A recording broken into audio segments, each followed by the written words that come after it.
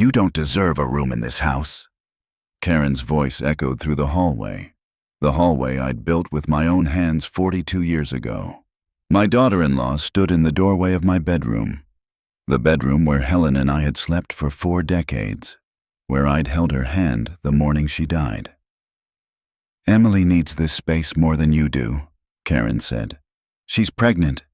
You can sleep in the basement." I looked at my son Michael standing behind her, waiting for him to say something, anything.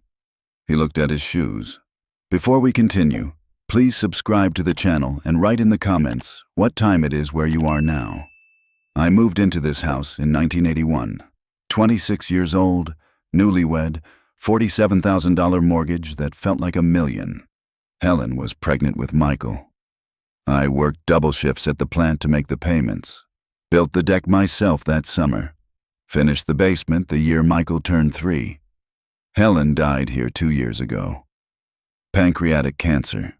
4 months from diagnosis to the end. I held her hand in that bedroom Karen was now reassigning like it was a spare closet. Michael and Karen moved in 6 months after the funeral. "Just temporarily, Dad," Michael had said, "until we get back on our feet." His software startup had collapsed.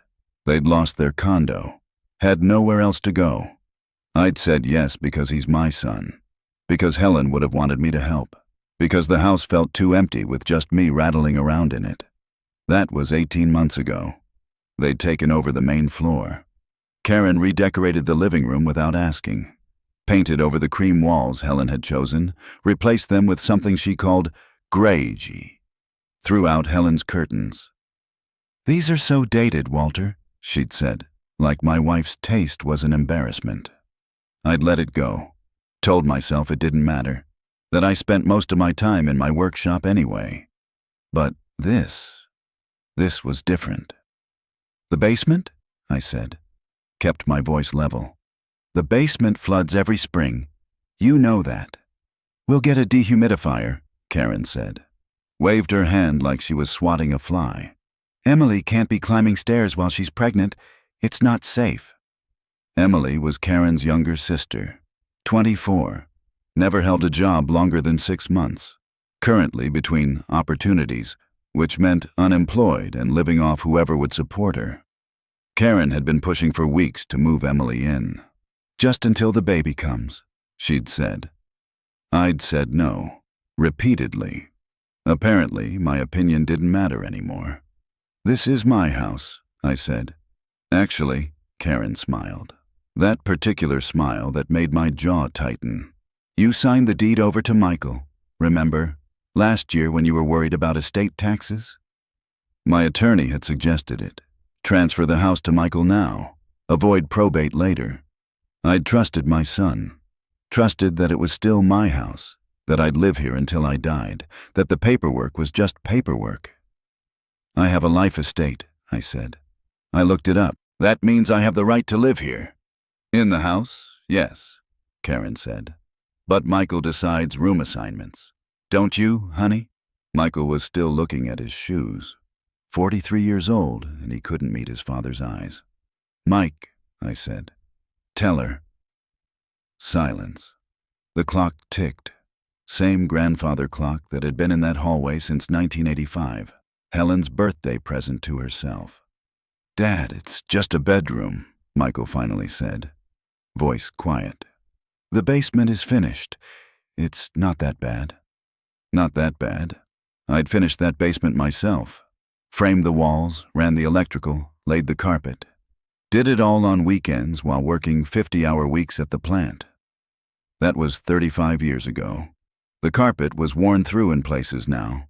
The ceiling was low. I had to duck under the ductwork.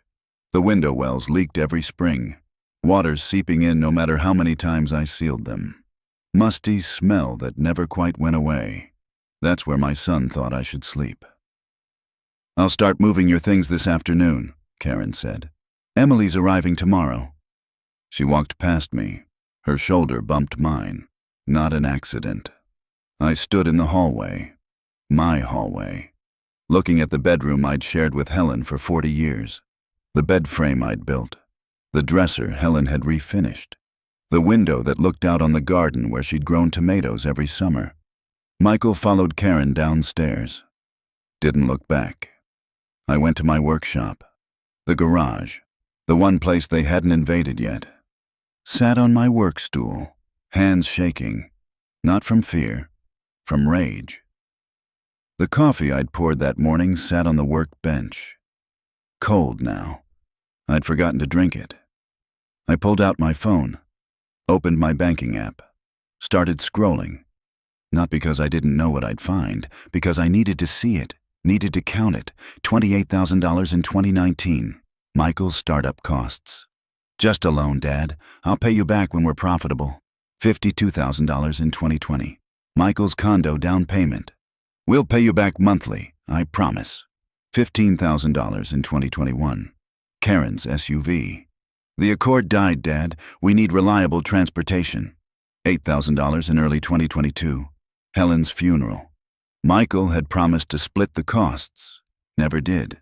Then the monthly transfers after they moved in. Groceries, utilities. Karen's gym membership. Michael's car insurance. Just until we're back on our feet, Dad. I scrolled through 18 months of transfers. $3,200 in February. Karen needs new tires and the property tax is due. $2,800 in March. Emily's birthday dinner, we want to take her somewhere nice. $4,100 in April. The furnace repair guy said it needs a new heat exchanger. $2,600 in May. Car insurance is due and Karen needs dental work. The numbers blurred together. I kept scrolling, kept adding. I'd given Michael and Karen $143,000 in 4 years, not counting the house itself.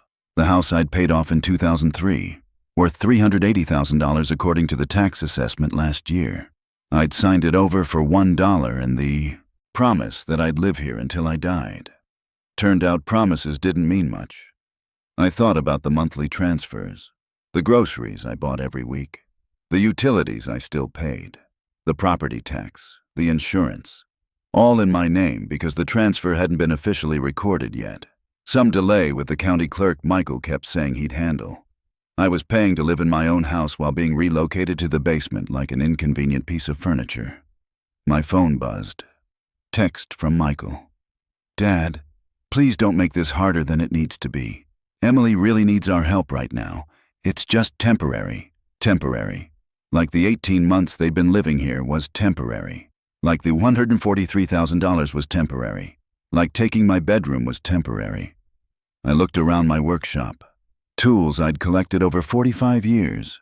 My father's handsaw. The workbench I'd built the year Michael was born. Helen's picture on the shelf, smiling in the garden, year before she got sick. You'd tell me I was being stubborn, I said to the picture. You'd say he's our son. That family helps family. But Helen was gone, and the family I'd helped was taking my bedroom. I texted back, we need to talk, tonight. Can't tonight, Dad. Karen has book club, and I'm taking Emily to dinner to celebrate the pregnancy. Of course he was. I put down the phone, picked up Helen's picture, ran my thumb across the frame, made a decision. I drove to my attorney's office, same attorney who'd handled the estate planning. Richard Morrison, known him for 20 years. Walter, he said when his secretary showed me in. Good to see you. What can I do for you? That house transfer, I said. What are my options? Richard leaned back in his chair, folded his hands. Your life estate gives you the right to occupy the house until death. They can't force you out. Can they tell me which room I sleep in? Legally? Richard frowned. That's murky. You have the right to occupy the residence, but if Michael is the title holder, he could argue he has authority over internal arrangements. Why? What's happened? I told him. The whole thing. Karen's announcement, Michael's silence, the basement. Richard's frown deepened. Has the deed transfer been recorded with the county yet? Michael said there was a delay. Something with the clerk's office. Let me check. Richard turned to his computer, typed for a minute. No, there's no recorded deed showing Michael as owner. As far as the county is concerned, you're still the legal owner. Something cold settled in my chest. What does that mean? It means the transfer isn't complete. Until the new deed is recorded, the property is still legally yours. Did you sign a deed? You had me sign paperwork last year, multiple documents. I prepared a deed, yes, but there's a difference between signing and recording. The deed has to be filed with the county to take effect. If Michael hasn't filed it, Richard pulled up another screen. The tax bills are still in your name. The mortgage was paid off years ago, so there's no lender tracking ownership. Insurance. My name. Michael kept saying he'd switch it, but never did. Richard looked at me over his reading glasses. Walter, legally speaking, that house is still yours. Michael has no ownership interest until that deed is recorded. I sat with that for a minute. Can I stop the transfer? You'd need to retrieve the signed deed before it's filed. Once it's recorded, it's much more complicated to reverse. Do you know where the deed is? In my filing cabinet, in the basement office. Michael never asked for it.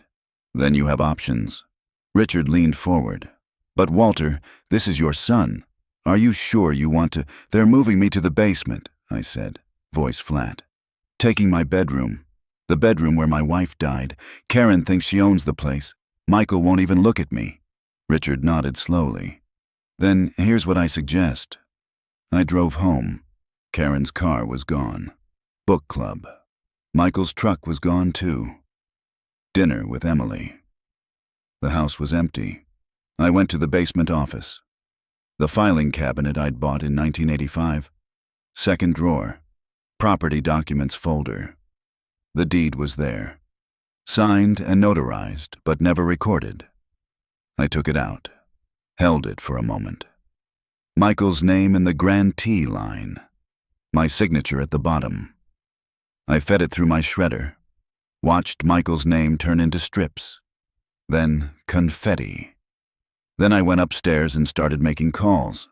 First call, the utility company. Arranged to have all utilities put on budget billing in my name only.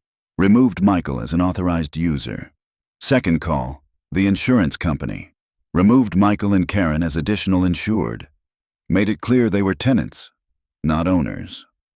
Third call, the county tax office. Confirmed the property was still titled in my name.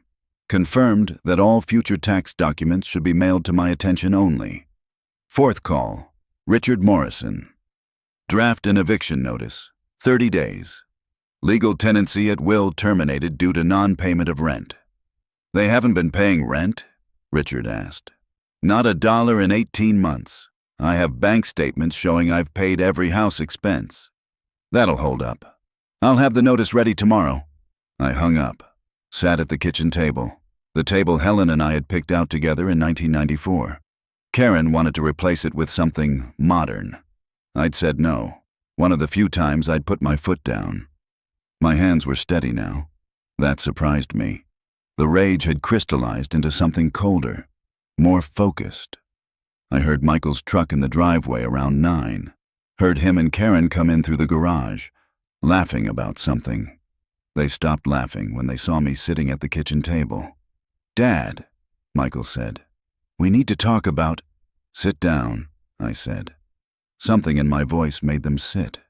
I slid a piece of paper across the table, the bank statement. 6 months of transfers highlighted in yellow, $23,400. That's what I've given you since January, I said. Not counting the house expenses I'm still paying. Not counting the $143,000 before that. Want to guess how many times you've said thank you? Karen rolled her eyes. We're family, Walter. Family helps each other. Funny, I said. When you told me I don't deserve my bedroom, that didn't feel like family.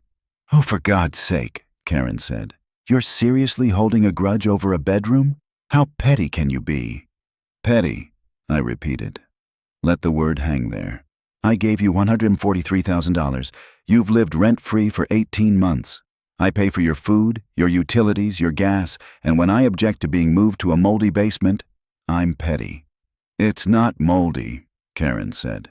It flooded last April, ruined 3 boxes of Helen's things I'd stored down there. You never even apologized. Dad, Michael said, hands up, placating. Let's all just calm down. Where's the deed? I asked. Michael blinked. What? The deed transferring the house to you. The one I signed last year. Where is it? In the filing cabinet, Michael said. Why? No, it's not. I watched his face change, watched him realize. What did you do? Michael's voice rose. I destroyed it. Silence. Karen's mouth actually fell open. You can't do that, she said. That's illegal. It's my deed, I said. Signed, but never recorded. Richard Morrison confirmed it this afternoon. As far as the law is concerned, this house is still mine. You have no legal claim to it. Michael stood up. Dad, you're being insane. Sit down. He sat. Not because I raised my voice, because something in my tone told him to. I slid another paper across the table. Eviction notice. 30 days. You can pick it up tomorrow from Richard's office. You're evicting us? Karen's voice hit a pitch that probably scared dogs in neighboring houses. Your own son. My son who took my bedroom. My son who won't look me in the eye.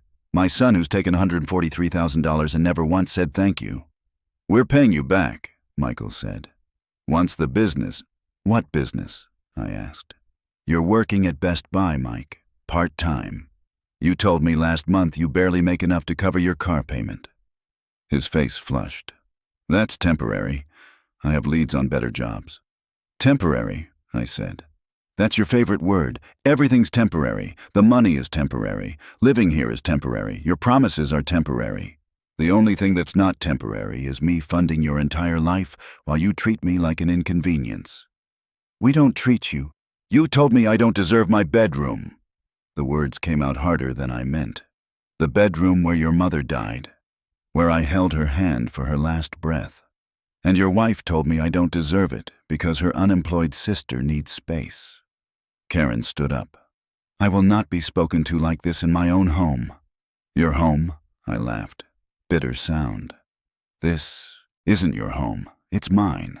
Every nail, every floorboard, every fixture. I built this house with my hands while working 60-hour weeks to support my family. Your name isn't on a single document. You're a guest who overstayed her welcome. Michael! Karen turned to him. Are you going to let him talk to me like this? Michael just sat there, looking at the table. Get out, I said. What? Karen spun back to me. Get out, now. Take whatever you need for tonight. The rest you can collect during the 30 days. You senile old. Watch it, I said, voice deadly quiet. I've been patient. I've been generous. I've let you walk all over me for 18 months. But I'm done. You have 10 minutes to pack a bag and leave. This is insane. Karen looked at Michael. Tell him he can't do this. Michael stood up slowly. Dad, please. Let's talk about this tomorrow when everyone's calmer. Nothing to talk about. 30-day eviction notice. You can stay if you follow the rules. Pay rent, $2,400 a month, market rate for a 3-bedroom house in this neighborhood. Pay half the utilities, and you stay in the guest room. My bedroom stays mine. $2,400 a month? Michael's voice cracked. Dad, we can't afford that. Then find somewhere you can afford. You have 30 days. Where are we supposed to go? Karen demanded. Not my problem. You're adults. Figure it out. Same way I figured out how to pay a mortgage and raise a child and take care of a dying wife, all while working full-time. You want to be adults who take my bedroom? Be adults who take care of yourselves. Karen grabbed her purse. You'll regret this. We'll sue you. Sue me with what money? I asked. The money I've been giving you? Go ahead. I have bank statements showing every transfer. I have texts showing I asked for the money back and you ignored me. I have 18 months of documented proof that you've lived rent-free while I paid for everything. Get a lawyer. I'll enjoy that conversation. She stormed out. I heard her stomping up the stairs, heard drawers slamming. Michael stood there, still wouldn't look at me. Mike, I said, quieter now. She's turning you into someone I don't recognize. Someone your mother wouldn't recognize. Don't bring Mom into this, he said. Your mother's in every inch of this house.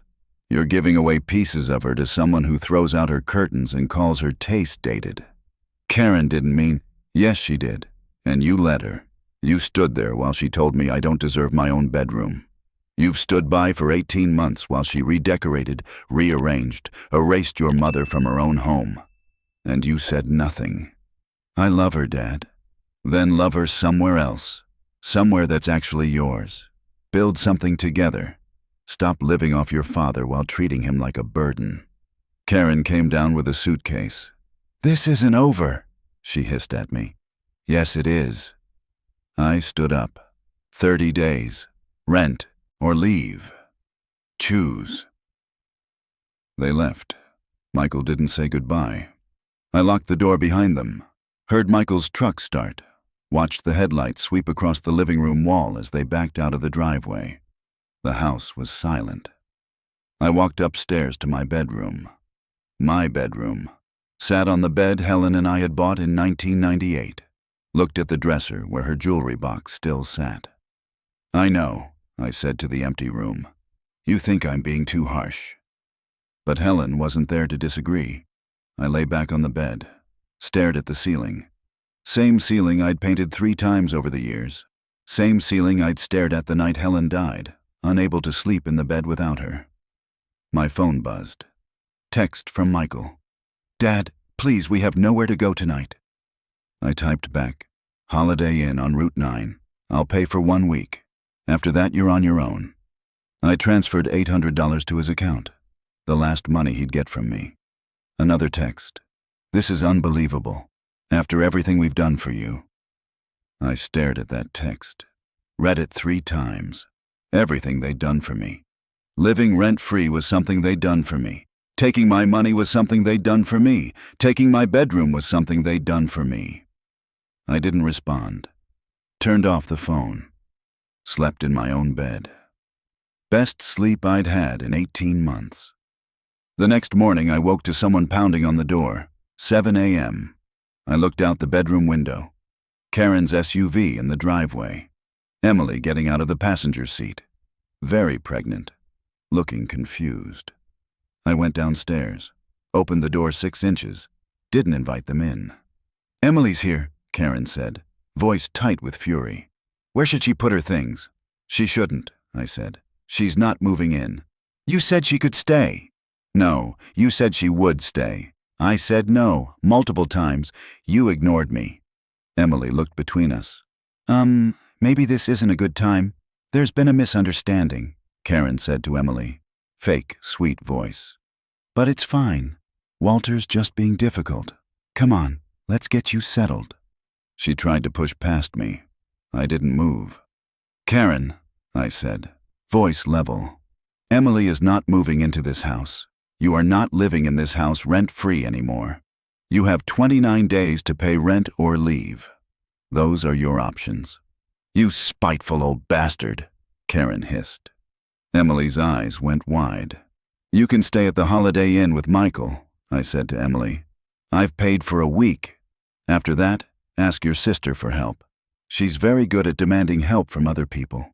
This is elder abuse, Karen said. I'm calling Adult Protective Services. Do it, I said. I had a complete cognitive evaluation done yesterday afternoon. Perfect score. I'm 70 years old, sound mind. Managing my own affairs. I'm protecting myself from financial exploitation by family members. APS will be very interested in the $143,000 you've taken from me. I closed the door. Locked it.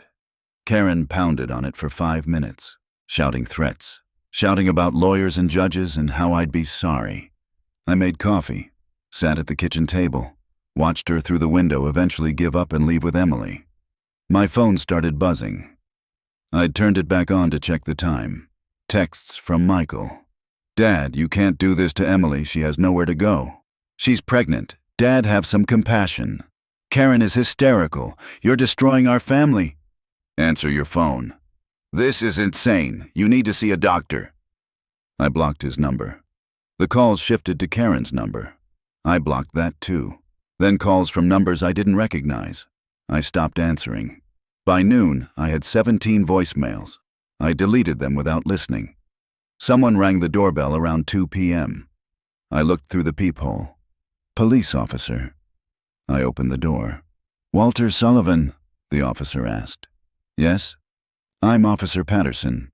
We got a wellness check request from your daughter-in-law. She says you're having a mental health crisis and may be a danger to yourself. Come in, I said. Stepped aside. Officer Patterson came in. Looked around. Clean house. No signs of distress. I was dressed, showered, calm. Sir, are you feeling okay? Any thoughts of hurting yourself or others? No, I'm fine. I evicted my son and his wife yesterday. She's not taking it well. May I see the eviction notice? I showed him the copy Richard had given me.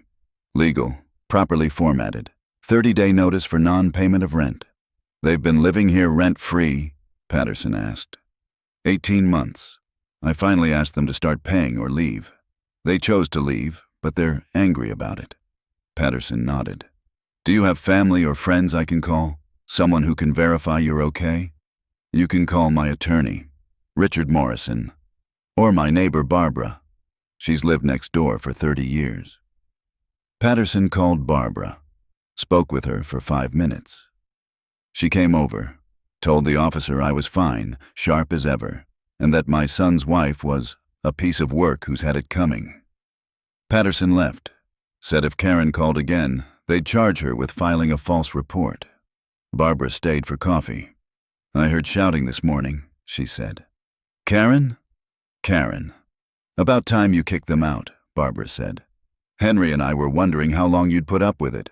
That woman's been treating this place like her personal hotel. You noticed? Walter, everyone noticed. The whole neighborhood's been talking about it. That girl ordering you around in your own house, having her friends over like she owned the place. We saw her throw out Helen's garden decorations last summer. Henry almost came over to say something. I sat with that. The whole neighborhood had watched me being disrespected in my own home. Why didn't you say anything? I asked. Barbara patted my hand. Because you weren't ready to hear it. You are now. She was right. The texts kept coming from unknown numbers. Michael must have been using his friends' phones. Dad, please just talk to me. You're being unreasonable. Karen's family, do you understand that? We need help and you're abandoning us. I didn't respond to any of them. 3 days later, Michael showed up while I was in the garage. Walked right in like he still lived there. Dad, we need to talk. I looked up from the bookshelf I was building. Nothing to talk about. 26 days left on your eviction notice. We can't find a place that'll take us with Karen's credit, and with Emily needing help. Not my problem. She's family. So am I said. Family you told didn't deserve his own bedroom.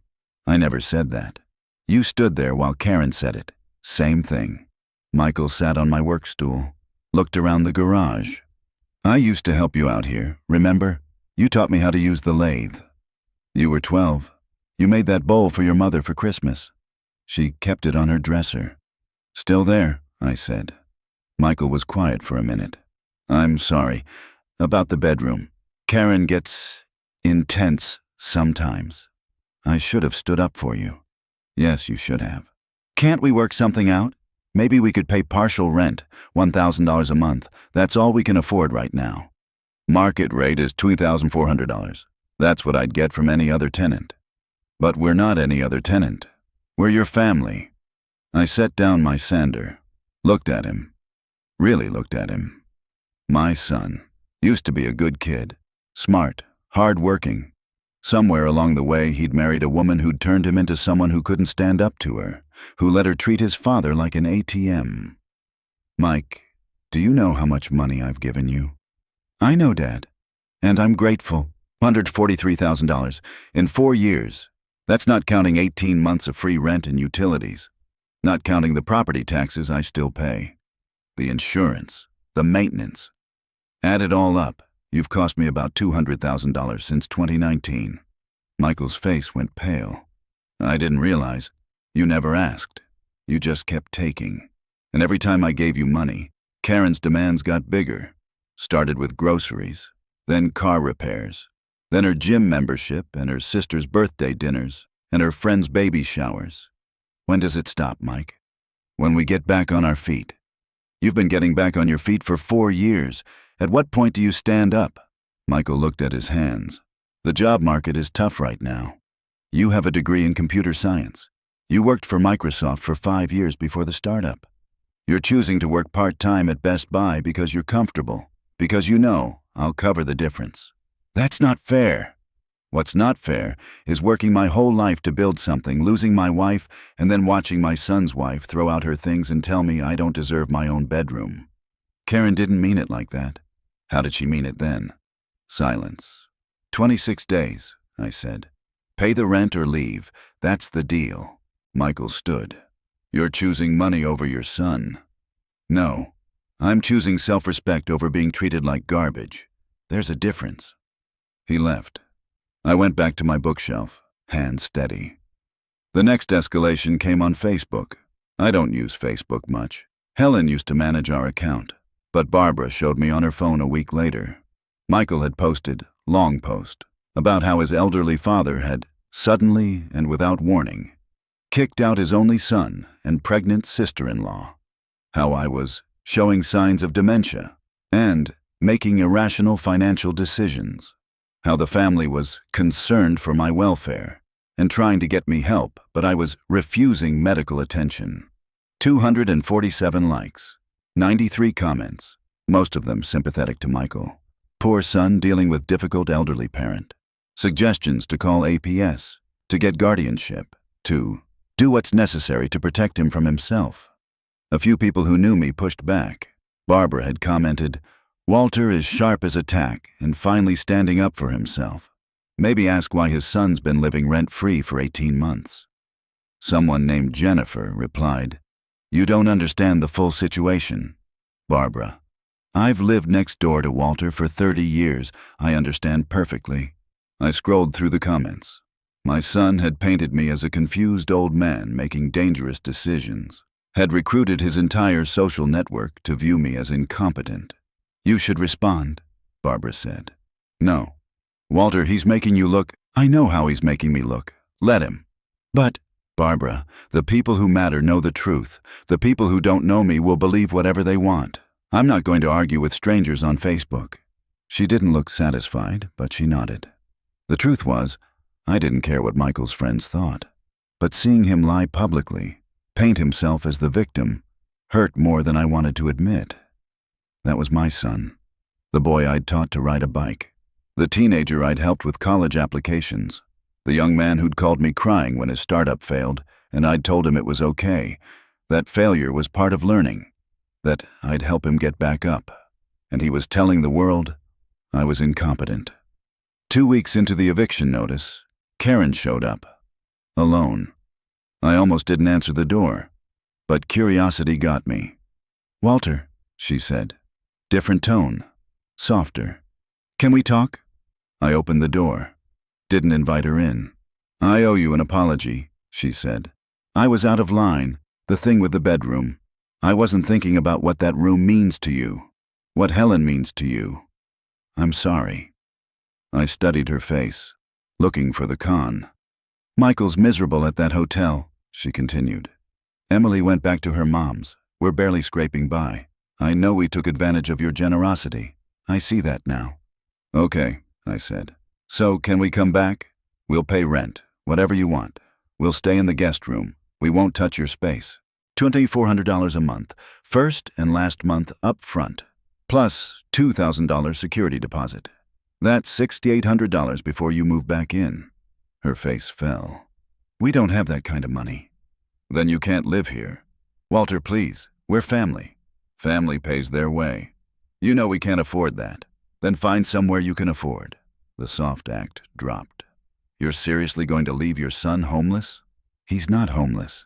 He's an adult with a job who needs to find housing he can afford, like every other adult in America. He's your son. And you told me I don't deserve my bedroom, in my house, that I built, where my wife died. You really think I'm going to let you move back in after that? I apologized. Apology noted. Doesn't change the answer. 11 days left on the eviction. After that, anything you haven't moved out goes to the curb. I closed the door. She pounded on it. You'll regret this. Michael will never forgive you. You'll die alone and we won't even come to your funeral. I walked away. Let her scream. Made another cup of coffee. Sat at Helen's table. Some days I wondered if I was doing the right thing.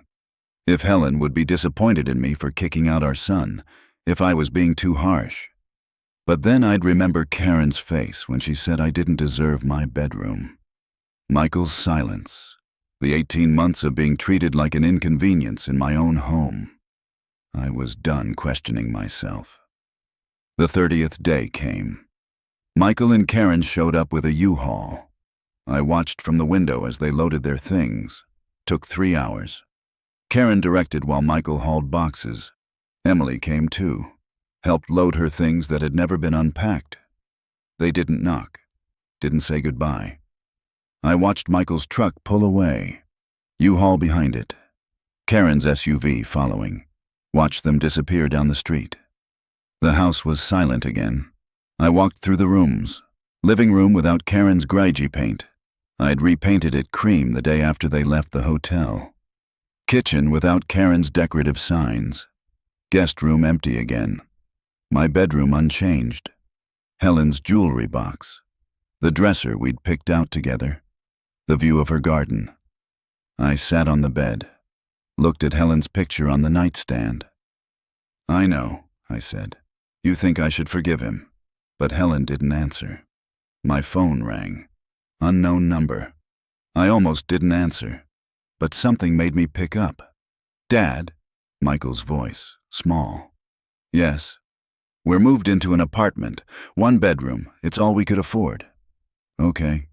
It's pretty small. Karen's not happy. Emily's still at her mom's." "Okay." Silence on the line. "I've been thinking," Michael said, "about what you said, about standing up. You're right. I should have stood up for you." "Yes. I let Karen run over both of us. Told myself it was easier to keep the peace, but there wasn't any peace, was there? Just me being a coward." I didn't respond. Let him sit with that.